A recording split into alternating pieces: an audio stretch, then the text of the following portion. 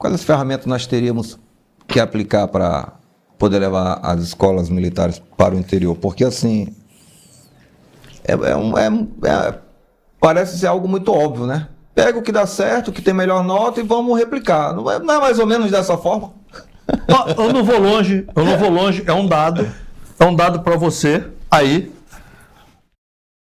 Pelo menos 50% dos alunos aprovados na UEA, no estado do Amazonas, são alunos dos colégios militares.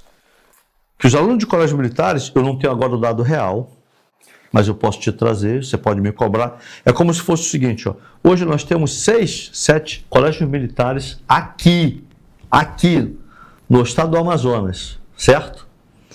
E nós temos aí 300 escolas da rede pública e privada. 50% dos aprovados. Então, se tem 100 vagas, 50 são de alunos de colégio militar, que representa quase nada se a gente colocar dentro do espectro do privado e do público. Então, significa o quê? Meu irmão, esse ensino é um ensino vencedor. Deixa eu falar mais ainda para você. Eu fui num bairro aqui, não vou falar, tem um colégio militar, Zona Norte, fui em 2, e Zona Leste. O filho do traficante estava lá. Ei, tu tá falando disso? A gente percebeu, porque o traficante não quer pro filho dele o mesmo futuro que ele. Simples dessa maneira. E não estamos falando nada demais aqui. Estamos falando, sim, de mérito. Então, meu amigo, se o traficante quer o filho dele no colégio militar, o que precisa da gente? O que a gente precisa fazer para ter essa educação de qualidade? Simples, vontade política dos nossos governantes. Mas para isso a gente tem que eleger um governante que realmente tenha tido uma boa educação de qualidade, uma educação diferenciada. Eu defendo isso, uma direita com conteúdo, uma direita preparada. Não uma direita que fica, não, porque o Bolsonaro, ok, Bolsonaro já fez a parte dele. Agora tu tem que fazer a tua. Já abriu o caminho, né? Já abriu o caminho. Então, é isso. E, coronel, nós aqui no estado do Amazonas, hoje conseguiram implantar, não sei se você sabe, mas conseguiram implantar é teleaula, perto das redes. EAD, ensino à distância. Os caras, eu vou falar de conhecimento de causa, é o que o meu caseiro faz. Ele pega, ele vai para a escola entre as 15, sai às 17, passa 2 horas lá dentro. Okay. 2 horas lá dentro. E aí faz a prova, né? Coisa nesse sentido. Antigamente, tudo bem que tem uma questão logística, eu acho sensato algum tipo de modelo híbrido, mas parece que eu estou apenas cumprindo um dever constitucional. E eu percebo muito disso na educação e na saúde. Você olha os índices de qualquer educação e saúde, você percebe que o cumprimento do Estado ele é muito baseado na Constituição, que tem os seus índices previstos de 23%, 24% de aplicação, coisa nesse sentido. E aí, quando se pega nesse período de campanha que está todo mundo vendendo boa educação, boa saúde, que a economia do Estado vai ser elevada, porque a gente conseguiu trazer do Dona Franca e tal. Como fazer essa turma, esse eleitor, o cara que está lá dormindo, o cara que está sonolento, perceber que isso é uma mentira, amigo? Tem alguma gotinha da consciência para dar para esse cara? Cara, é um trabalho, esse é o trabalho de vocês, da imprensa, no meu entendimento, de tentar alertar. Porque esse trabalho, ele não é assim só nesse momento, Charles. Ele é o trabalho daquele beija-flor que está vendo a cidade incendiada e pega uma gotinha de água no lago para tentar apagar o fogo da cidade. E aí o cara fala para ele, mas você não vai conseguir apagar o fogo, porque a cidade toda está no incêndio. Aí o beija-flor fala, mas eu estou fazendo a minha parte. Porque o que o político quer é o caos. Quer confundir, né? Quer confundir, pô. No Exército ele dizia o seguinte: o vagabundo só se sustenta no caos. Eu aprendi isso e levei isso para a minha vida profissional. Eu fui gestor de uma instituição pública, privada, já fui de tudo. Aí eu dizia assim: o vagabundo só se sustenta no caos. Por exemplo, você está no quartel, vou falar do quartel. Certo. Fala assim: meu irmão, 7 horas começa o expediente. Aí eu era o comandante. Fecha o portão. A partir das 7h, quem chegar atrasado, anota. O cara já chegou atrasado. Quem chegou atrasado já não cumpre o expediente hoje e amanhã leva uma advertência. Acontece a advertência, a gente já toma outras providências. Meu irmão, eu tinha que valorizar quem chegava no horário. Eu fui gestor de uma instituição pública. Aí eu falei: ué, cadê o técnico disso? Cadê a secretária disso? Cadê o... Não, só aparece aqui no final do mês para receber. Manda todo mundo para casa. Ixi, arranjei um problemão para minha vida direto. Entendeu? É assim. Porque o vagabundo só se sustenta no caos. Ninguém quer trabalhar, todo mundo quer ganhar.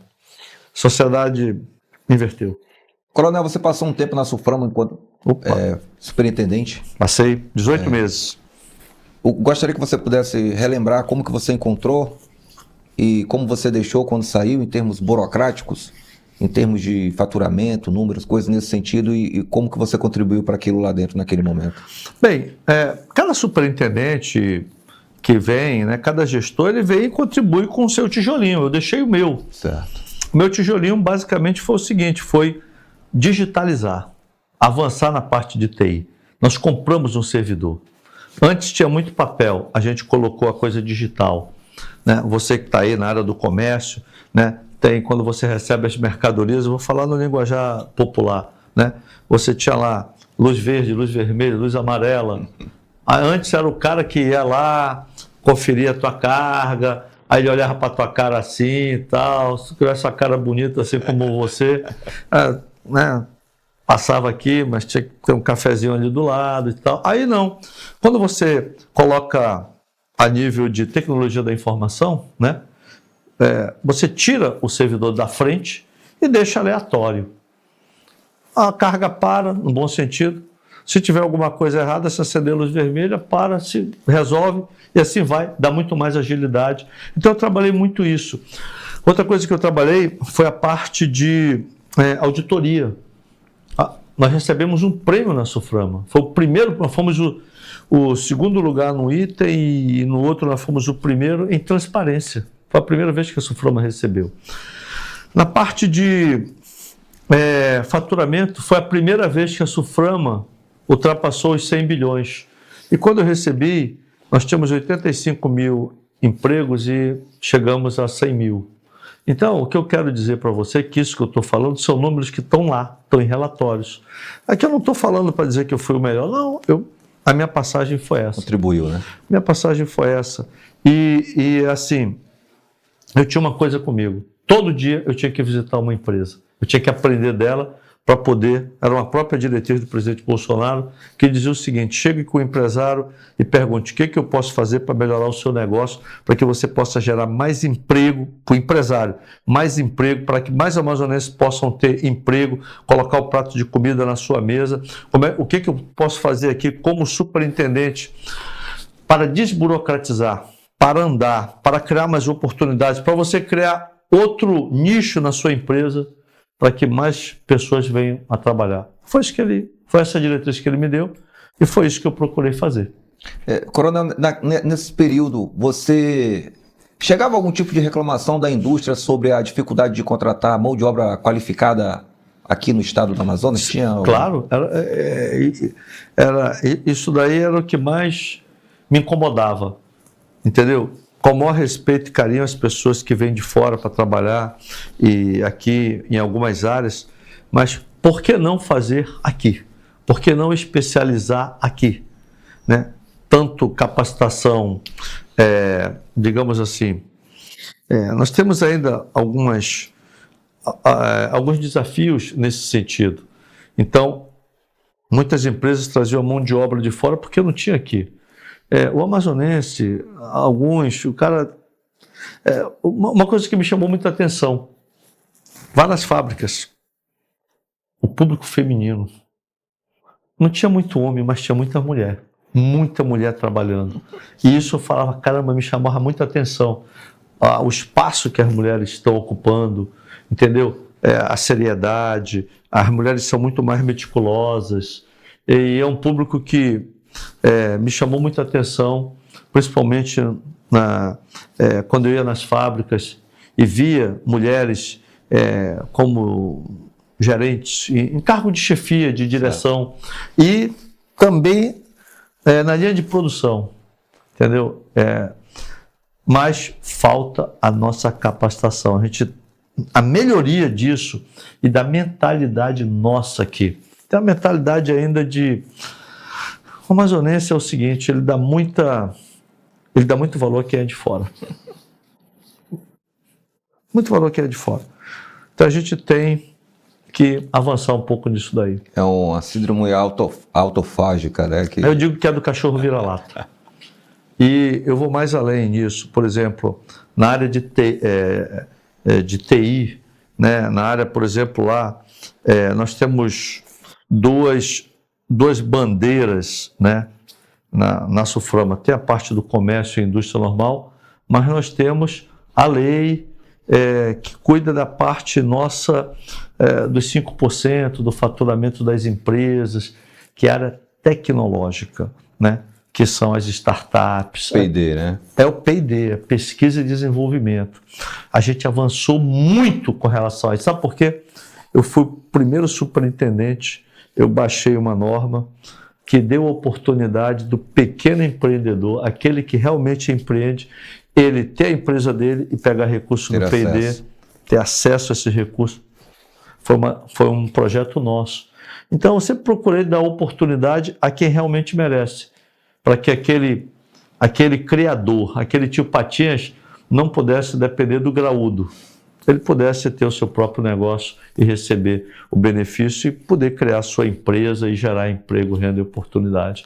Então, essa foi minha contribuição na SUFRAMA. Olha só, turma, só para a gente resumir, colocar todo mundo na mesma linha de entendimento. Nós estávamos anteriormente conversando sobre educação e foi colocado aqui a falta de ter um ensino técnico profissionalizante. Quando traz aqui a conversa para o âmbito econômico, a educação também faz parte deste fomento, porque se você vai trabalhar em uma indústria já com o ensino técnico, você vai ganhar mais do que a pessoa que está indo lá apenas apertar um parafuso ou fazer qualquer mão de obra que só exige algum tipo de esforço mecânico. Então, só para a gente colocar todo mundo na mesma página da importância. Então, o cara que vende o voto dele por R$50, ele deixa de ter a oportunidade para que o filho dele possa ter um ensino técnico. E é como você falou, quer fazer uma avaliação rápida de quem vive de narrativa, verifica quem era o cara antes da política e depois da política. Às vezes o cara tentou de tudo, não deu certo. Aí ele entrou na política. E aí vira um case de sucesso, o cara consegue ficar milionário, multimilionário, bilionário, porque as escaladas de corrupção aqui no Amazonas, elas não são mais de milhões, são bilhões.